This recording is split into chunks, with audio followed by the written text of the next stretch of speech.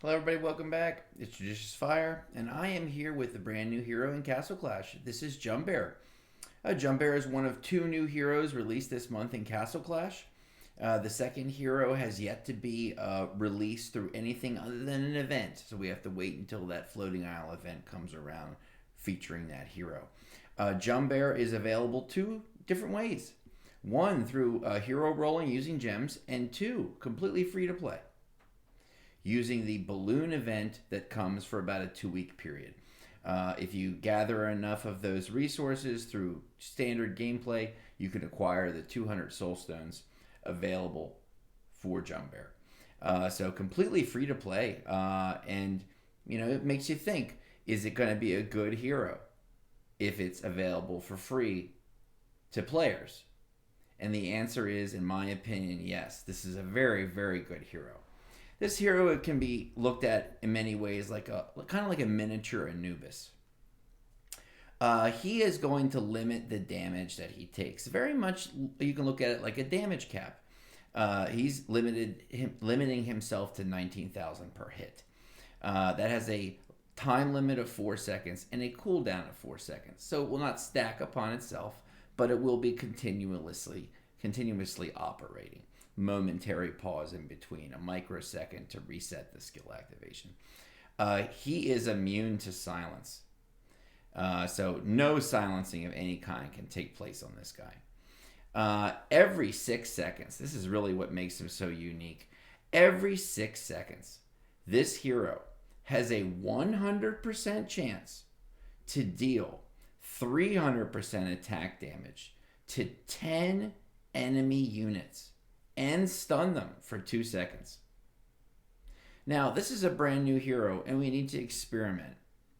I can't say with 100% accuracy. This is my initial judgment call. Hero's an hour old for me. I'm interpreting hero has a 100% chance to deal damage. I'm interpreting that as a completely accurate, non-dodgeable strike against the enemy. Very similar to Ripper. You don't put accuracy on Ripper because his attack cannot be dodged.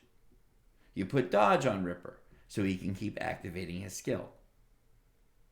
Jumbear, I'm interpreting this is a completely accurate strike against the enemy.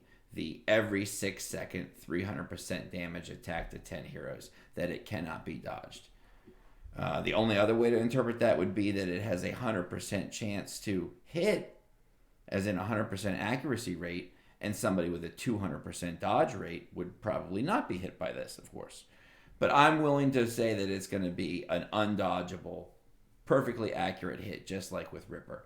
So you want to stay away from accuracy on this guy. I don't think it's necessary for what he does best, and that is nuking 10 people at a time every 6 seconds.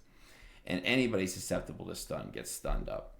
I am running him with a Flame Guard. I'm running him with a Flame Guard for one reason. He is going to stay alive with that Flame Guard, and he is going to be a heck of a beast up in front. Okay, let's check out his auto proc. We can see that they've got a couple of troops on base. Watch what happens when I drop him. Okay, troops disappear, and boom, you see his energy bar fill up, and then skill activates. He can sit on your base, and every 6 seconds he's going to be hitting 10 people. And it appears to be a global attack as well. A really, really nice feature. A useful auto proc. Something that actually has utility in this game. I think that he would be a wonderful hero to put on your base. 7 Forest Ward. I know that Forest Ward is not the most popular enchantment in Castle Clash. I like it on heroes that either have a damage cap or a very high survivability rate, and guys who I like to throw up in front who are going to be hit with a lot of debuffs from the enemy. I understand that he's immune to silence, but there's so many other ways to debuff an enemy. The Forest Ward takes away those conditions. Also provides him with an automatic heals. All dodge. I was very, very lucky with this build. I got this guy only an hour or two ago. Went into the equipment system, had maybe 9 trait cards. Boom, boom, boom. Got down to trait card number 3. 2 dodge came up.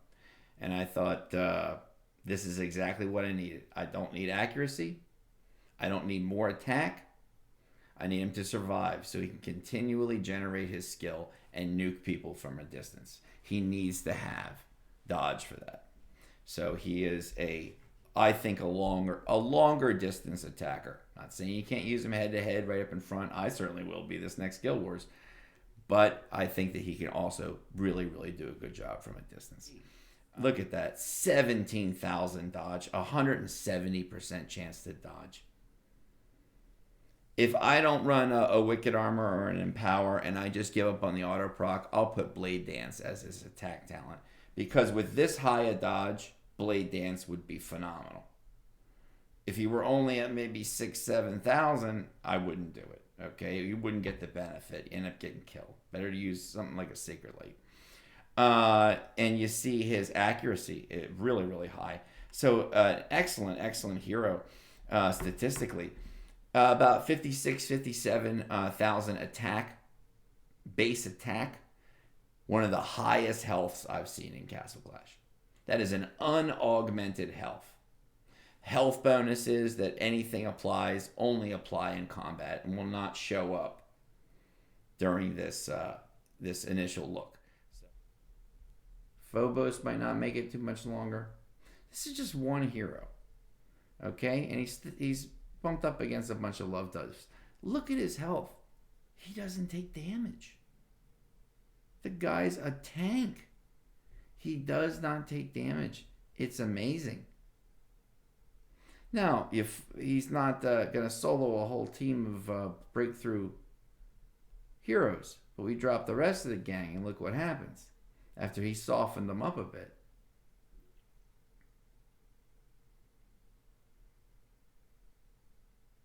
And you see, none of the team takes damage. And you don't need a Bloody Mary. I've barely used her.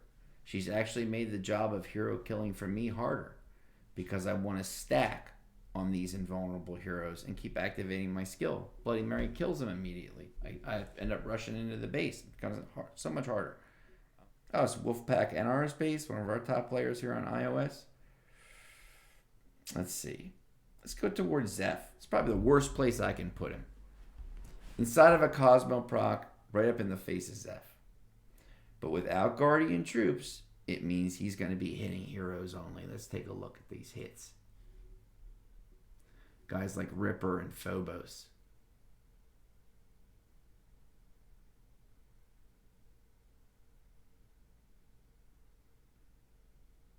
That was almost 400,000 on Ripper.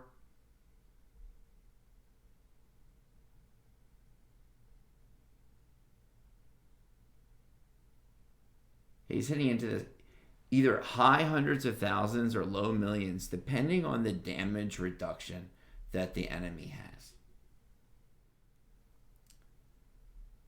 He just completely occupies this base. Let's bring in the rest of the gang. I only have 30 seconds left. See what he does. This guy's not designed to solo a base full of Zephyricas and Dove Keepers. No. He's designed, I think, as a defensive hero, nuke people from a distance, be a nice brick wall on your base defense, be a wonderful tank or shield in an attack scenario to drop out onto the base first, occupy the enemy, and then come in with your supporters and your real surgeons like Creation, where they're not taking the brunt of the damage and they're not the focal point of the attack. I think that can be a very, very good strategy to use. I think this is a very multi-dimensional hero, and I really look forward to using him more and more often. Let's go right up against Zeph again. And we'll go with our man. Gonna have a lot of Guardians. Let's get these Guardians out of here.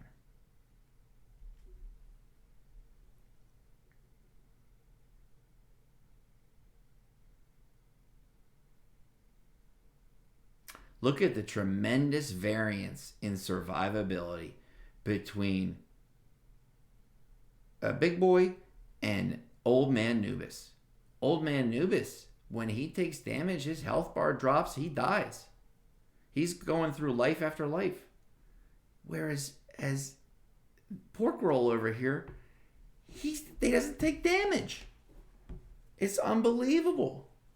Let's take a look real close and see how that damage cap of his really starts to affect things.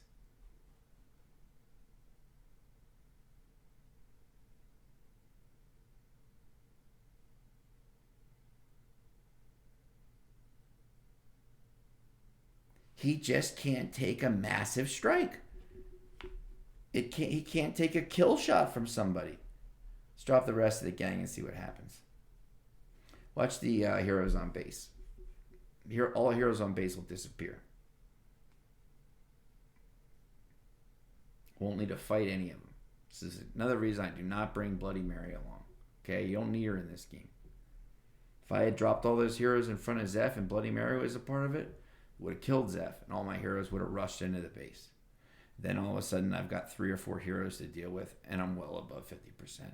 You don't want to find yourself in that situation when it's Guild Wars and you run head-to-head. You want to be able to snipe people out from a distance. That does require about 2 minutes of fight time.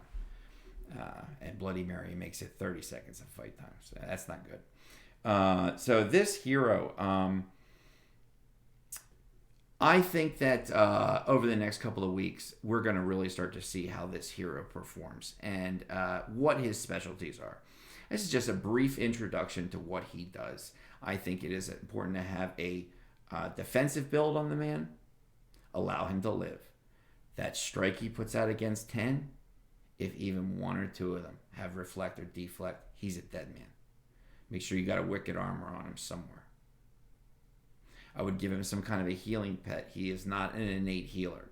And unless he's on a team with an occultist and a walla, he's not going to make it. But you put him on a good team with a healer, or if you want to run him solo with a healing pet, wonderful. His lack of being silenced truly, truly helps him in today's game. And his amazing health and his survivability, I think, makes him one of the strongest tanks that I've seen in this game. So I am super thrilled, super pumped, and very impressed. And I hold my sense of being impressed. I hold it. Like you'd hold your breath, okay? I don't go around and say, oh, I got an extra 200 shards this week. Oh, thank you. I'm impressed. Friend, I'm not impressed.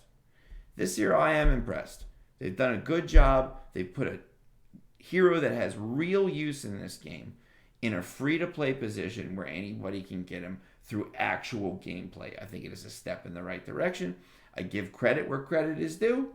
IGG, you made a great choice by putting this hero in the balloon event. I'd love to see this continue, this trend, and use actually good heroes, such as this, such as Pork Roll here, and be able to use the best heroes and make them available to the public through real daily gameplay. Reward daily gameplay and reward the customer loyalty that you have. Thanks everybody for tuning in and enjoy the new update. All right, I'll see you. Bye-bye.